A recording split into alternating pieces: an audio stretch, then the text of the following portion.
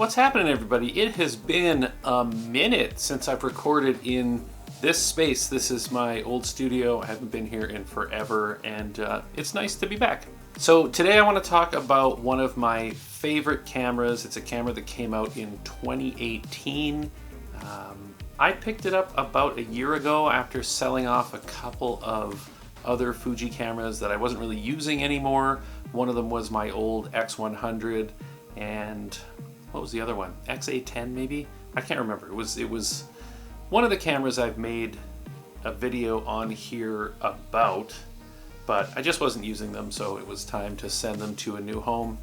And I picked up this beast of a camera. This is the Fujifilm X-H1. But before we get into this camera too much, I want to take a minute to talk about today's sponsor. Today's sponsor is Mogo eSIM from iFree.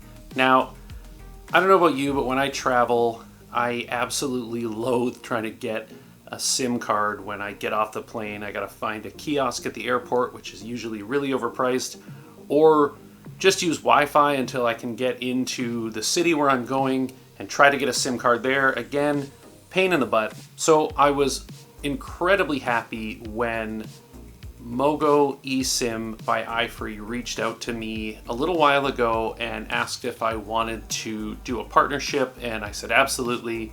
And they sent me an eSIM that I was able to use on the trip to Portland, where you're going to be seeing a lot of the photography in this review.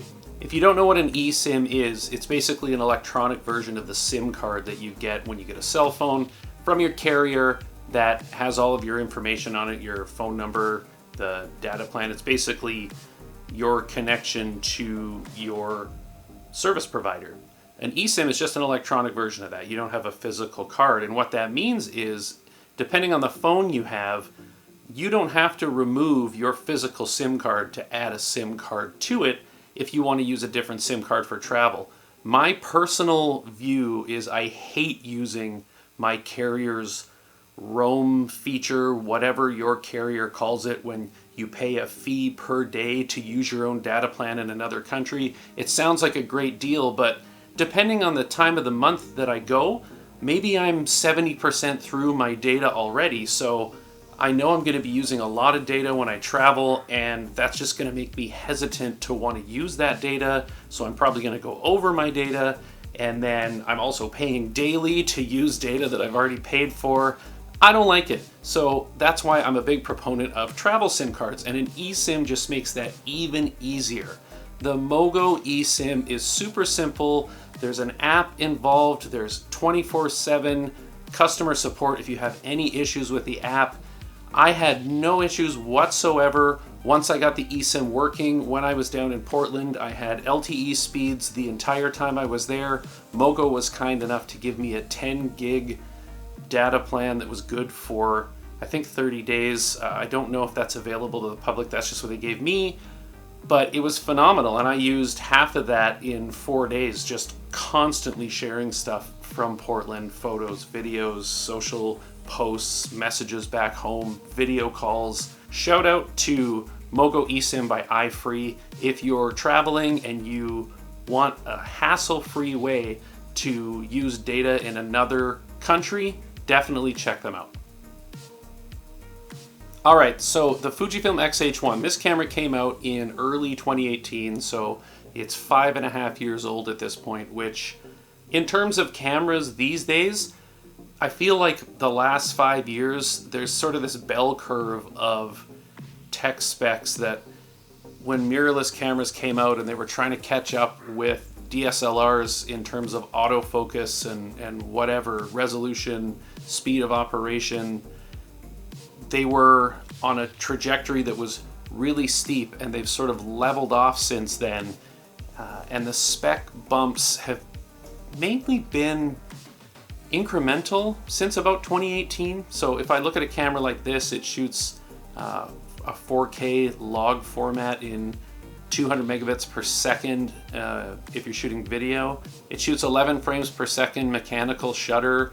It goes up to 1/8,000th of a second mechanical shutter. It's got 5 stops of in-body image stabilization. This was the first Fujifilm X series camera to have built-in image stabilization on the sensor itself. It's got what I think is my favorite X-Trans sensor. It's the X-Trans 3 sensor, so it's a 24 megapixel APS-C sensor with Fujifilm's patented X-Trans color filter. It's weather sealed, it's got dual card slots, you can get this battery grip for it that's got this boost switch on the back that, if you don't have the boost switch, I think it's 8 frames per second continuous shooting.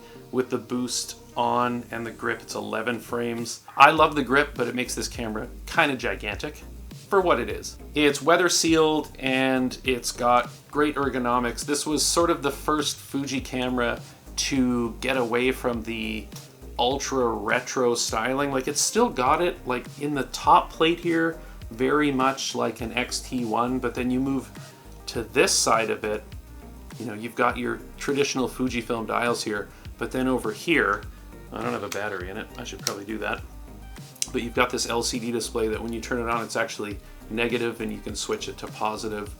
So it's either white letters on a black background or vice versa. The grip itself it's weird but comfortable. It is the only Fujifilm camera I have that's got the shutter button in this forward position. Normally they're straight on top here. Do I have another? No, I'm shooting on my X-T30. I can't show you that, but anyways, you guys know where the shutter button is on a traditional Fujifilm camera. It's right on the top plate, like you would find on a film camera, very retro. This camera shoots a lot more like a modern camera, which I realize is ridiculous because they're all modern cameras, but you know what I mean. So I had this camera with me in Portland to photograph an IndyCar race, and I also brought it to Portland to photograph a Formula E race back in June, and I'll be taking it with me in a couple of weeks to Doha in Qatar to photograph a Formula One race. I think you can see a trend here. And the lenses I used on it were a combination of the 35mm f1.4, the XC50-230 telephoto lens, the really entry-level super plastic zoom lens that I'm a big fan of and I love because it's nice and light. It actually pairs beautifully with this big chunky body. It doesn't make the camera front heavy, makes it really, really nice to handle and performs really well. I also used the XF100-400 on this camera, which is a big beefy setup for an X series camera. Like, they're supposed to be small, and that setup is decidedly the opposite of small. It is heavy, it is cumbersome. I didn't really like shooting with it. I would rather shoot that big lens on a smaller body like my X-T30, but that's just a me preference. Maybe you like the big camera with the big lens. Performance-wise, it's amazing. The 100-400 with this body, fantastic, but it's a little big. I haven't done like a proper camera review like this in a while. I did the X-T5 earlier this year, and then before that, I don't remember the last time I sort of took an older camera like this and reviewed it. It's kind of the bread and butter of this channel for a long time, and this is the first camera in a while that I've wanted to do that with. The X-H1 really kind of surprised me. Like I said, I picked it up when I sold off a couple of other older X series cameras I wasn't using. The prices of this camera right now for what it is and the specs that it has, you can get these things for relatively inexpensive. I'm not going to put the price because they change all the time and people always comment, how did you get this camera for this amount of money? You're lying. Like, yeah, somebody's paying me to lie about the price I paid for a camera. So look into it, compare specs. They're great cameras for the money. I'm not going to get super detailed into specs with it. It's been out for 5.5 years. There's tons of videos out there for you guys to go through on YouTube and find all the specs you want on this camera, but the ones that I mentioned, those are the important ones to me. Ergonomically, it's a kind of a weird camera. Sort of from this dial over, it's a traditional sort of X series retro looking camera. And then from here over, it's like a very modern mirrorless camera with this big grip and this top LCD display.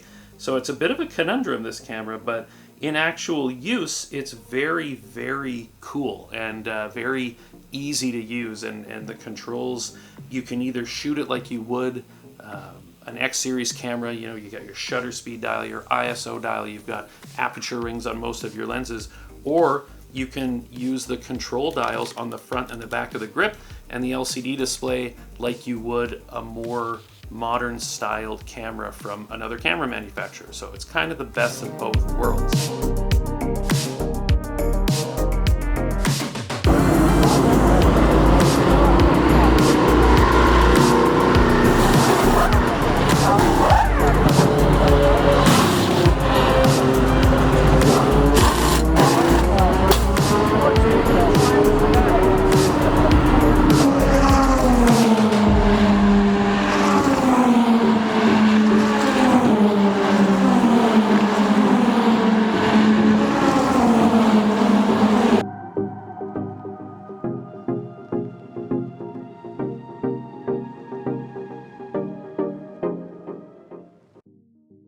I just feel like I didn't give this camera a chance when it came out because it didn't look like an X series camera to me, but holding it now and comparing it to the X-H2 and the X-H2S, it looks more like an X series camera to me than those ones do because they keep pushing the modern design envelope. And with the GFX 100 Mark II that just came out that looks like, yeah, that's a very modern looking camera. It still has that quintessential Fujifilm X series GFX look, but it looks very modern, whereas this still has that bit of retro kind of from here over, modern from there over.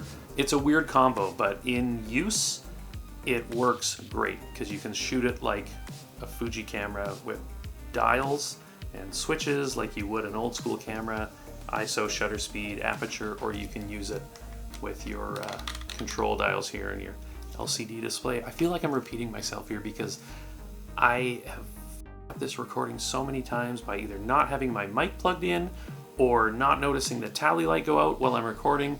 So editing this is going to be an absolute nightmare. I am so rusty. So to sum up, the X-H1 is a fantastic APS-C censored camera from Fujifilm. If you can find one in good shape used, I don't know if they sold a ton of these, but they are out there, and the prices are, like I said, pretty good for the specs. It is 5.5 years old, but this thing I've had zero issues with. I've shot thousands of frames on it since I've got it because I'm shooting mainly in high burst mode doing motorsports photography. So yeah, I haven't had any issues and it's performed flawlessly.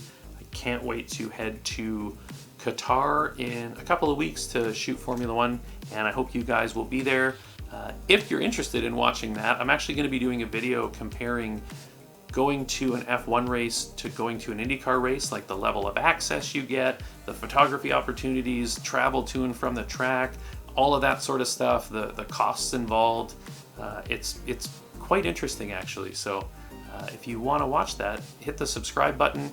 If you like this video, give me a thumbs up. It helps the channel out tremendously. And if you own an X-H1, leave a comment below. I want to see where my X-H1 people are at because I love this camera and I want to hear from people who love this camera too.